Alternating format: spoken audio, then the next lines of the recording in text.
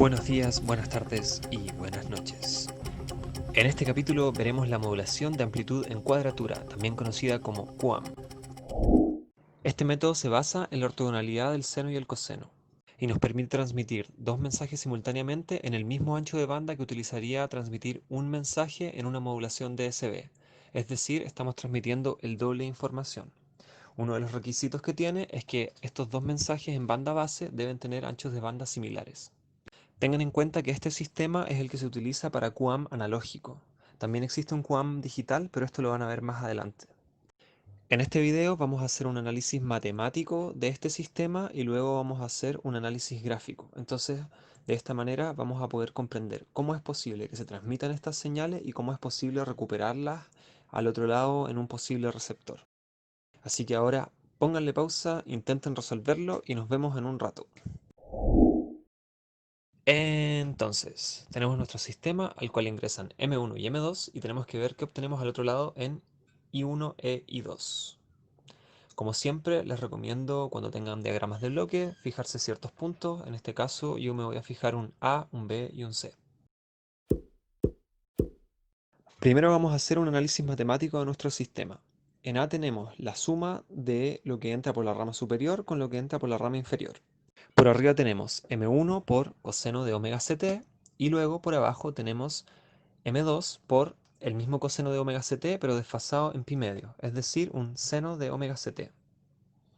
Para B tenemos lo que obtuvimos en A multiplicado por un coseno de omega ct. Este coseno tiene que ser igual al coseno con que se moduló la señal.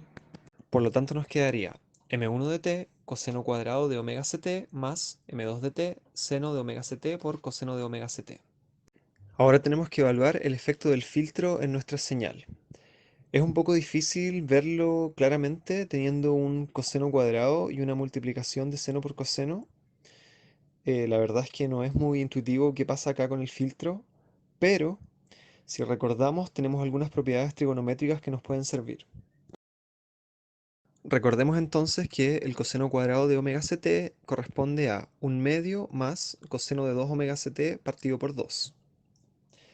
Y el seno omega ct coseno omega ct corresponde a seno de 2 omega ct partido por 2. De esta manera podemos comprender cuál es el efecto del filtro pasabajos. Si nos fijamos, al lado derecho tenemos el mensaje 2 por seno de 2 omega ct. Si aplicamos un filtro que filtre en omega c, tenemos que toda esta parte va a ser anulada por este filtro. Ocurre lo mismo para el coseno de 2 omega ct. Por ende nos quedaría solamente el mensaje 1 multiplicado por 1 medio.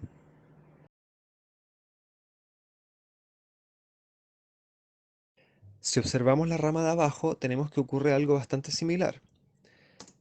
Tenemos entonces lo que teníamos desde A multiplicado por seno de omega ct. Entonces nos quedaría m1 de t por coseno de omega ct, seno de omega ct, más m2 de t por seno cuadrado de omega ct. Nuevamente tenemos que recurrir a las propiedades trigonométricas y ya sabemos que coseno omega ct, seno omega ct corresponde a seno de 2 omega ct partido por 2 y que seno cuadrado de omega ct había que recordar que es 1 medio menos coseno de 2 omega ct partido por 2. Nuevamente nuestro filtro pasabajos elimina las componentes de frecuencia más alta, dejando finalmente el mensaje 2 multiplicado por 1 medio, algo muy similar a lo que ocurre en la rama de arriba. Para poder resolver este ejercicio era súper importante que se acordaran de estas propiedades, se las voy a anotar acá arriba para que las tengan en cuenta. Y si les cuesta recordarlas, al final de este video les voy a dejar una técnica que uso yo para poder acordarme siempre de las propiedades trigonométricas.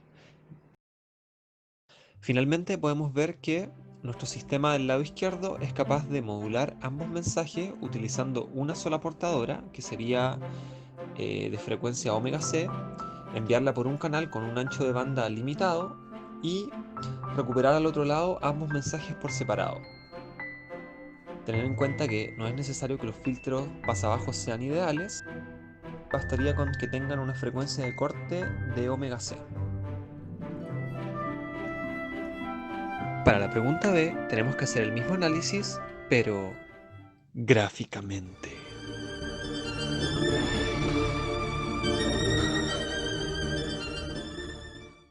Para poder hacer el análisis gráfico tenemos que definirnos M1 y M2 en el espectro. Pueden tener la forma que ustedes quieran. Yo les recomiendo una forma sencilla porque después lo van a tener que graficar. Y yo en este caso lo estoy haciendo de distintos colores porque son bastantes gráficos y esto nos va a ayudar a poder visualizarlo mejor. Hay que considerar también que ambos tienen un ancho de banda similar. Yo en este caso me elegí omega m. Para hacer el análisis gráfico voy a utilizar los mismos puntos que para el análisis matemático. Vamos a partir entonces por obtener el valor en A. Para esto nos tomamos la rama de arriba del sistema y vemos que ingresa M1 y es multiplicado por un coseno de omega c. Es decir, la común y corriente modulación de SB. Si no la recuerdan bien, tengo más videos sobre esto, pueden verlo acá arriba. Esta multiplicación equivale en frecuencia a una convolución de nuestro mensaje con dos deltas de Dirac. Para la rama de abajo, entonces, tenemos que M2 ingresa y es multiplicado por un seno de omega c. La transformada de Fourier del seno también corresponde a dos deltas de Dirac en la frecuencia fundamental, pero en este caso son unos deltas imaginarios. El delta de la izquierda tiene amplitud j medios y el de la derecha tiene amplitud menos j medios. Quiero hacer una aclaración con este gráfico. Cuando nosotros obtenemos la transformada de Fourier de una señal en el tiempo, esta transformada es, en la mayoría de los casos, un número complejo. Entonces, para poder graficarla, tenemos que graficar su magnitud y su fase. En el caso de la señal coseno, la magnitud es la que vemos acá arriba y la fase es 0. En el caso de la señal seno, la magnitud es idéntica a la magnitud del coseno. Lo que cambia es la fase. Para poder representar la magnitud y la fase en un mismo gráfico es que se usa este truco, que es poner que las amplitudes de los deltas son j. Esto no es correcto en estricto rigor matemático, pero para poder hacer la visualización gráfica es una muy buena herramienta. Pero tengan en cuenta que este gráfico sería una mezcla de la magnitud con la fase. Esto se puede hacer porque la magnitud y la fase son sencillas, pero en una señal con una magnitud y una fase no tan simple como esta, no sería posible hacer un gráfico que combine ambas.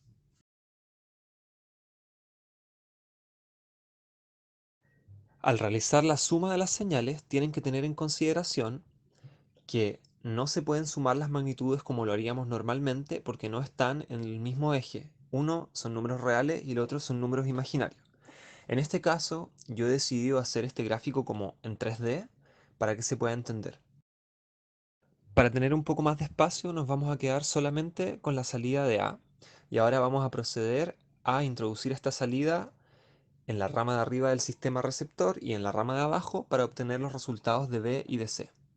Por la rama superior tenemos que nuestra salida de A es multiplicada por un coseno, es decir, nuevamente hacemos una convolución con dos deltas de Dirac, cada uno en omega c. Acá es donde los gráficos se empiezan a complicar un poco y es súper importante que sean muy cuidadosos y cuidadosas en hacer estas gráficas porque es muy fácil enredarse. Entonces tenemos al lado derecho nuestra señal que tenemos en A va a aparecer centrada en omega c. Primero hagamos la parte real. La parte real corresponde a estos dos triángulos. Uno aparece en 2 omega c y el otro aparece en 0.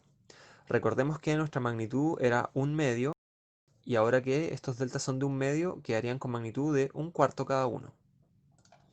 Ocurre lo mismo para la parte imaginaria, por ende nos aparece un cuadrado imaginario en 0 que tiene amplitud j cuartos y nos aparece otro en 2 omega c que tiene menos j cuartos.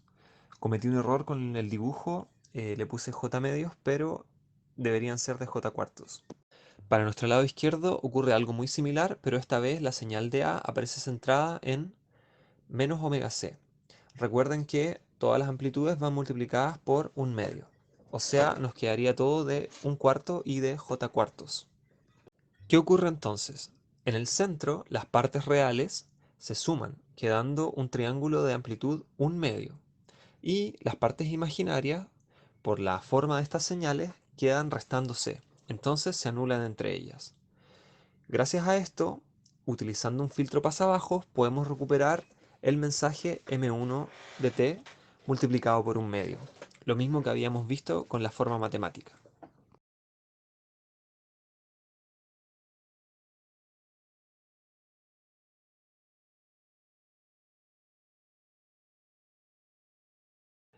Para la rama inferior de nuestro sistema, tenemos que la señal obtenida en A queda multiplicada por un seno. Entonces, esto equivaldría a hacer una convolución, al igual que con el coseno, pero esta vez con dos deltas imaginarios. Al hacer esta convolución con los deltas imaginarios, la parte real de nuestra señal pasa a ser imaginaria, es decir, los 1/2 pasan a ser j cuartos.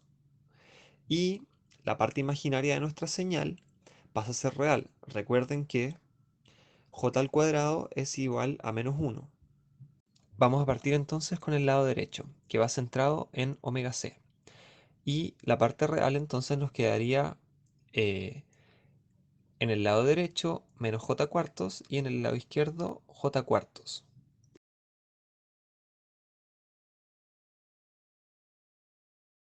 Para la parte imaginaria tenemos que menos j medios por menos j medios sería j cuadrado cuartos. Y j cuadrado es -1, entonces nos quedaría -1/4.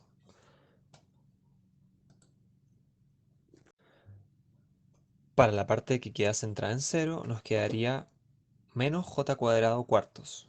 J cuadrado es -1 y con el otro menos nos quedaría una amplitud de 1/4. Es decir, esta pasa a ser real con amplitud positiva centrada en 0. Algo similar ocurre para el lado izquierdo y en el centro nos quedan ambos triángulos, uno multiplicado por menos j cuartos y el otro por j cuartos, es decir, se anulan y los cuadrados quedan sumándose. Entonces nos quedaría finalmente en el centro un cuadrado de 1/2 de amplitud.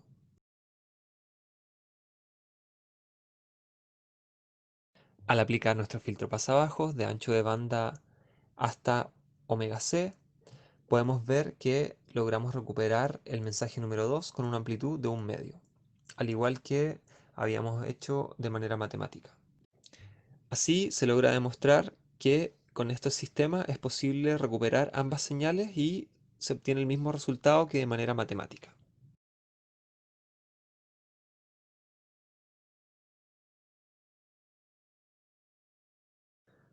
Como les había dicho anteriormente, ahora les voy a enseñar cómo podemos recordar las identidades trigonométricas. Comencemos entonces con el coseno al cuadrado. Coseno al cuadrado es una multiplicación de dos cosenos idénticos. Esto lo pueden mirar como una convolución. Y si hacen la convolución, se van a dar cuenta que les aparecen tres deltas. Uno centrado en 0, o sea, a frecuencia 0, y otros dos en la frecuencia 2 omega c, o sea, el doble de la frecuencia de los cosenos originales.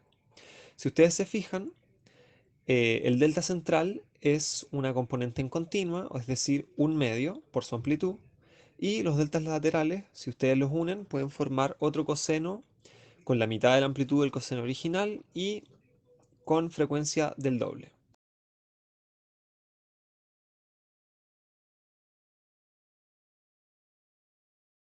Si ustedes realizan esta misma operación, pero para coseno de omega c, seno de omega c, se van a dar cuenta que al realizar la convolución, los deltas centrales se van a anular, quedándoles solamente un seno de 2 omega c partido por 2.